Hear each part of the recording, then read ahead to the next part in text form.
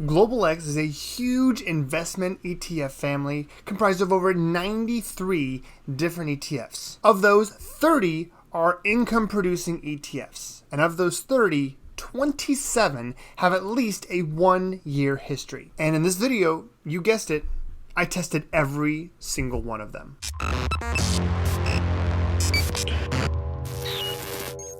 What's up, you guys? Welcome back to the Average Joe Investor channel. Today we're talking about GlobalX, all of their income producing ETFs, and I built a spreadsheet to test them over the past 1, 2, 5, and 10 years based on both income and capital appreciation. As you can see here, you've got covered call ETFs, preferred stock ETFs, covered call and growth ETFs, and to be specific here, the 3 ETFs we did not test because they're just too new are MLPD, the MLP and Energy Infrastructure Covered Call ETF, which was launched in May of this year, QDCC, the S&P 500 Quality Dividend Covered Call ETF, and EMCC, the MSCI Emerging Markets Covered Call ETF, which was launched in November of 2023. All right, so without any further delay, let's go ahead and jump right into the spreadsheet. Okay, so we're looking at my GlobalX spreadsheet here. We've got all of the ETFs listed over here, and we've got their current yields and their inception date. And so I'm not going to break down every one of these ETFs because this would be like a 30 to 45 minute video. Nobody wants to see that.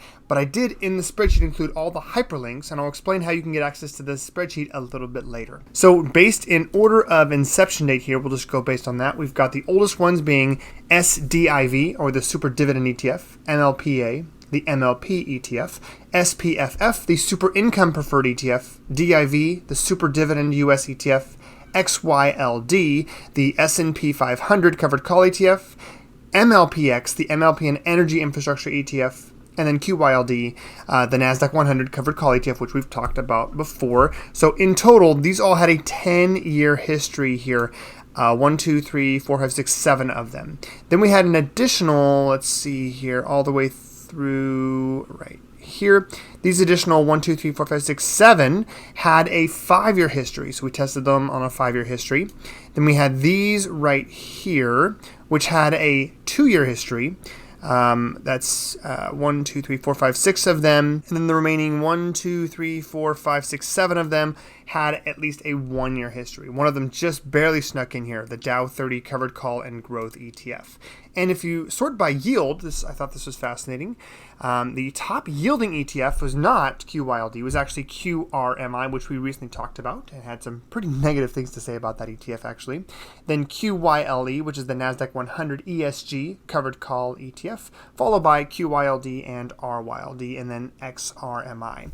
The lowest yielding ETFs here, let me just sort it that way, were QDIV, or S&P 500 Quality Dividend ETF, then the Dow 30 DYLG, then DIV, the Super Dividend US ETF at 5.32%, and then a few more in the 5 range. So what we'll do is we'll first look at the 10-year history, because we have the fewest amount of ETFs, then the 5-year, then the 2-year, then the 1-year, and we'll look at both income, then capital value, and then a combination of those, which would be your total return. Now, in this data set that I created, all of the data labels are down here, all the different spreadsheets with the underlying data. We've got all the data here, and the assumption is that we did a lump sum investment at the beginning of the period, whether it's 1, 2, 5, or 10 years, of $100,000 at the beginning of the period, no additional contributions during that time, and not reinvesting dividends. So just assuming that we are receiving the income and then seeing what the overall change in value is of the underlying capital value.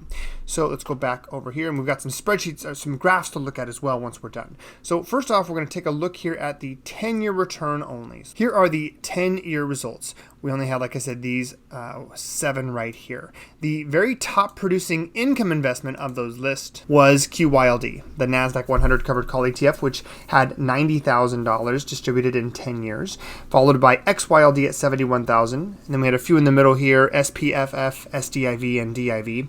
And the two worst income producers in that group were MLPA, which is the MLP ETF, and then MLPX, the MLP and Energy Infrastructure ETF.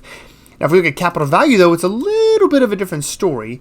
We had MLPX at the top here, $87,831, followed very closely by XYLD, which is very interesting, at $87,748. So XYLD was the only one here across both income and capital value that was more balanced. And then the two worst ones were MLP and then SDIV here at 45,000 and 28,000 in capital value. And that's pretty stark here. So just remember, at the beginning of the 10-year period, we started with $100,000. That $100,000 was lower for all 7 of these ETFs at the end of the 10-year period, though MLPX and XYLD were the closest to the original $100,000. The total return, though, which factors in those distributions here, the top result was QYLD at 160,775, which is very interesting, followed by XYLD at 159. So MLPX had pretty good capital value, but had such low income that it couldn't, from a total return standpoint, keep up with XYLD and QYLD. In fact, those two across the past 10 years were the only two that actually performed well. Some of them were terrible. SDIV and MLPA in particular were, even with distributions, below $100,000 at 85 and 77,000. Next up, we're going to take a look at the 5-year return here, July 26, 2019 through August 25th, 2024. In total, we had 1, 2, 3, 4, 5, 6, 7, 8, 9, 10, 11, 12, 13, 14 ETFs. Top income producing ETF during that time frame was QYLD at 52,223, followed by RYLD and XYLD at 48,000 and 44,000. The 3 worst investments during that time frame were right here: the US Preferred ETF, PFFD, the Super Dividend REIT ETF, SRET, and then the S&P 500 Quality Dividend ETF, QDIV, at $26,000, $23,000, and $19,000 in income over 5 years. The capital value, though, a little bit of a different story here. The top 3 were MLPX, QDIV, and EFAS at $155,000, $151,000, and $105,000. Every other ETF technically lost money when you factor in just the capital value. The closest one here to amongst the income producers was right here, XYLD at $85,538. And then from a total return standpoint, the top result here was MLPX at $186,000, followed by QDIV at $170,000, followed by 133 EFAS. QYLD was in 5th place here at 131,584. The 3 worst investments from a total return standpoint were SDEM, then SDIV, then SRET, which is the Super Dividend Emerging Markets, Super Dividend ETF, and then the Super Dividend REIT ETF at $70,000, $46,000, and $50,000. Those were at $100,000, $78,000, and $73,000. Next up, let's take a look at the 2-year return here. We have a few more ETFs now, a total of, let's see here, 20. Now, of those 20, the top producing income ETF during that time frame was, again, QYLD at $26,237, followed by QRMI at $24,000 and XRMI at $22,000, followed by a bunch of them here in the middle. There's a few in the 21 range, RYLD, XYLD, and SDIV. And then the 3 worst income investments amongst all of them were XYLG, MLPX, and QDIV. From a capital value standpoint, though, we've got in first place QYLG, the Nasdaq 100 Covered Call and Growth ETF, followed by MLPX at $123, followed by XYLG at $117,000. And then closely behind that was EFAS. The 3 worst based on capital value alone were XRMI at 85, SDIV at 82, and then RYLD at $78,000. And then from a total return standpoint here, top result was QYLG at 139, followed by MLPX at 134, followed by EFAS at $130,000. And the 3 worst ones here were SDIV, SRET, SRET, and RYLD. Lastly here, we're looking at the 1-year returns for all 27 of the ETFs. And so based on top income result here, the top result was TYLG, a relatively new investment, TYLG, the Information Technology Covered Call and Growth ETF, followed by QYLD at $12,544, followed by QRMI at $12,414, and then there's a few other here in the 12.2 range, 12.3 range, XRMI and QYLE. The 3 worst investments for the past year for income standpoint is XYLG, DYLG, the Dow 30 Covered Call and Growth ETF, and QDIV. The top 3 investments based on capital value, okay, excluding income for now, was MLPX, EFAS, and QYLG. Whereas the 3 worst investments at 96, 96, and 93 were XRMI, QRMI, and RYLD. And then lastly, from a total return standpoint, factoring in just the 1 year,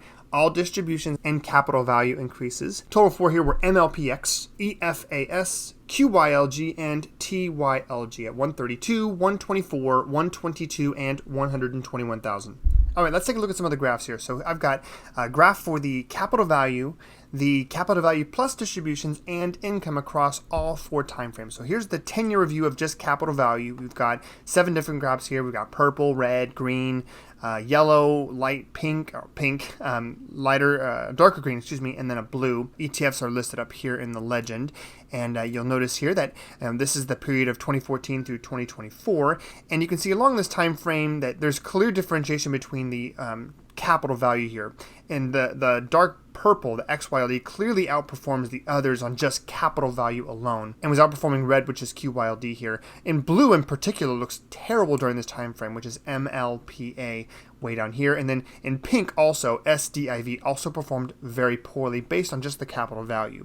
But if you scroll down here, we look at the, this is the capital value plus distributions. It's a little bit closer. We've got more neck and neck with purple and red with QYLD and XYLD. And the worst performer amongst all of these, when you factor in the distributions as well, in pink is SDIV. Here's the 10-year review of distributions during this time frame, and you can see that by far QYLD in the darker blue right here was by far and away the highest distributing or highest yielding income ETF during this time frame, followed by in purple XYLD, which was kind of in the pack here, but kind of increased its distribution rate right around October of 2020 and was in a clear second place. Worst performer here in green, MLPX. Next, we've got the 5-year review based on capital value alone, and we've got a few more ETFs to look at now. From here, you can see it's pretty clear and straightforward. The worst performers right down here were in blue and green, which is SDIV and SRET down here at the bottom.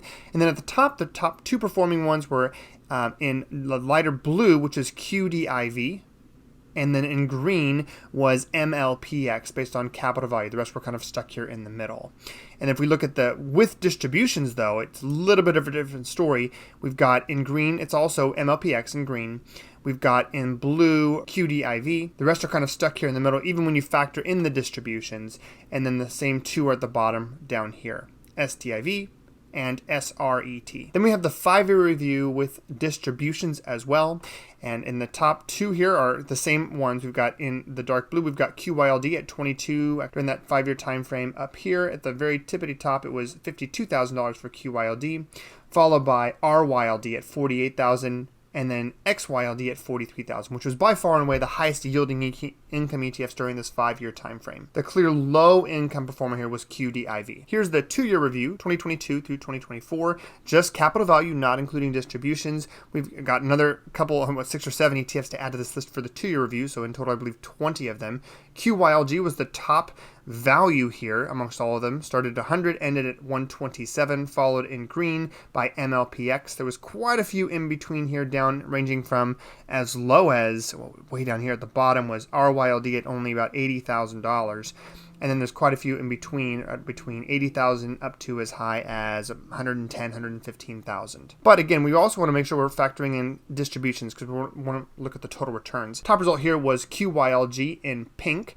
The worst performer was down here in, I believe this is like a peach right here, RYLD at 98,000 when you factor in capital value and distributions. Then we've got the 2-year review of just distributions here. You can see, but still, when you factor in all 20 ETFs, the highest yielding income ETF is QYLD with their distributions up here in dark blue, followed by the green one, which is QRMI. Quite a few of them bunched in here in the 10 to 15,000 range. And then the clear underperformer on income, again, is QDIV. Then we've got the 1-year review here for capital value alone. Again, we've got all 27 ETFs here, and it's kind of a mess. We've got a lot of stuff right in the middle, but the clear outperformers during this time frame was in green, MLPX, and then in the bottom here was RYLD. This is capital value only. If you go down here to capital value and distributions, or I like to call it total returns, you've got clear outperformance here from the green one, MLPX, at the top here, worth nearly $135,000. The next closest was in purple, EFAS at 124. Lowest performer here for most of the year was this dark green one right here, which was SRET. However, at the end, due to a large drop here in 2024, RYLD was the worst performer. And then here's a little bit of a layout of the different distributions during this time frame. Top performer here again was TYLG. Okay, when we saw this was different, it's a brand new ETF, the technology, information and technology, covered call and growth ETF. So it'd be interesting and fascinating to see where that one goes in the next couple of years. But that one outperformed based on capital value as well as distributions. And then that beat out QYLD, which was at around $12,000. Then the two worst performers over the past year for distributions, DYLG and then QDIV. I mean, so my big takeaways here as you look at this, the overall dashboard, based on the 1-year returns, I do like, let me just sort this, I really like what TYLG is doing right here at 121, had a ton of income as well. So it'll be interesting to see where that one goes. The top performer, the most consistent performer I saw across all of them based on a balance of income and distributions was actually XYLD. Where did that go? Right over here. It didn't perform as well over the past year or 2 years, but over 5 and 10 years did really well in income and had really balanced on the capital value as well. Not saying that this video means that you should choose any specific GlobalX ETF over any other income ETF. Just wanted to give you an idea of all the different GlobalX income ETFs. These are how they performed over the past 1, 2, 5, and 10 years. And depending on what your goals are and what your income strategy is, some of these might be a good fit for you and they might not be as a result. If you want to get access to this spreadsheet, you got to join the Average Joe Investor Patreon community.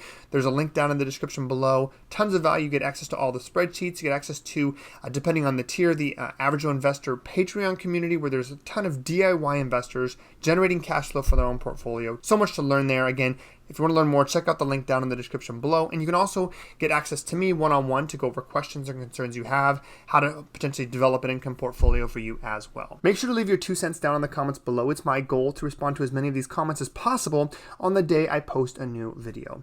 That's all I got for you guys. Have a great rest of your day, and thanks for watching.